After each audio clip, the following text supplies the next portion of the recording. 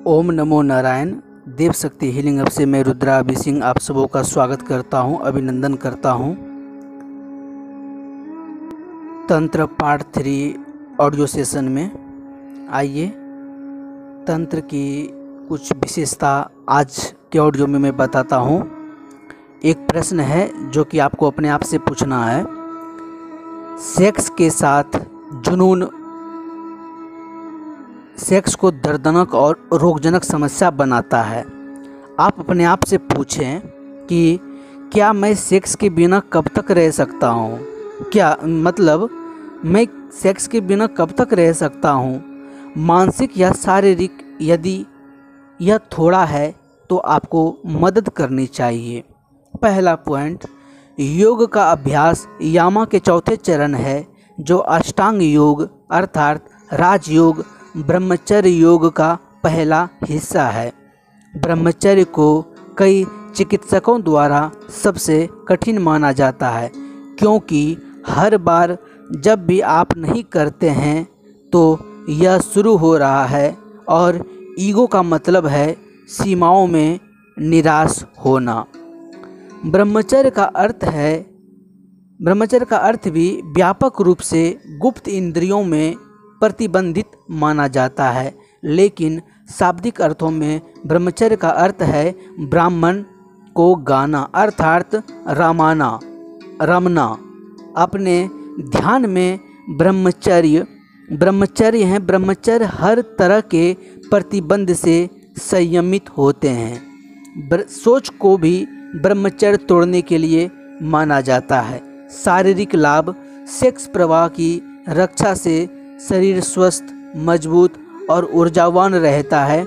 संभोग एक विशुद्ध रूप से मानसिक प्रक्रिया है, इसलिए मस्तिष्क में अपने सभी विचारों को रोककर मस्तिष्क शक्तिशाली और शांतिपूर्ण हो जाता है। सबसे महत्वपूर्ण आध्यात्मिक लाभ यह है कि जो व्यक्ति सिद्धि तक पहुंचना चाहता है और ब्रह्मचर्य नहीं करता है तो कुंडलिनी पूर्ण जागृत अवस्था तक नहीं पहुंच सकती, इसलिए उस आयाम को जगाना संभव नहीं होगा। ब्रह्मचर्य के अभ्यास के रूप में चेतना का प्रभाव शुद्ध है। मेरी सबसे अच्छी सलाह यह है कि भावना का गवाह और इसे गहरा करें।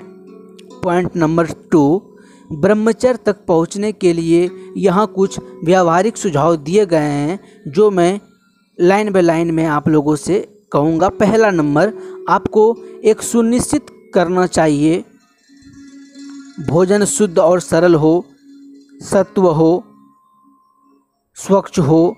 कोई मसाला और कोई मसालेदार भोजन ग्रहण नहीं करना है। दूसरा, सुबह ब्रह्म मुहूर्त में उठो। तीसरा, शुद्ध शाकाहारी भोजन खाने हैं। चौथा, सभी नारकोटिक्स से बचें। पाँचवा, गायत्री मंत्र गाओ और लिखो, अपने इष्ट का मंत्र जाप करो। छठा, दैनिक ध्यान का अभ्यास करें। सातवां, अपने मन के विचारों से ना होने दें, इसे किसी भी रचनात्मक कार्य से जोड़े रखें। आठवां, नियमित योगाभ्यास करें। निम्नलिखित आसन और प्राणायाम बताए गए हैं, जिसमें कि आपको प्रत्येक दिन सूर्य को अर्घ्य भी आपको देना अनिवार्य होता है। पहला आपका आसन नंबर फर्स्ट है पश्चिमोत्तासन। दूसरा है सर्वांगनासन। तीसरा है भद्रासन। चौथा है भस्त्रिका। पाँचवा है कपालभाति। छठा है अनुलोम विलोम।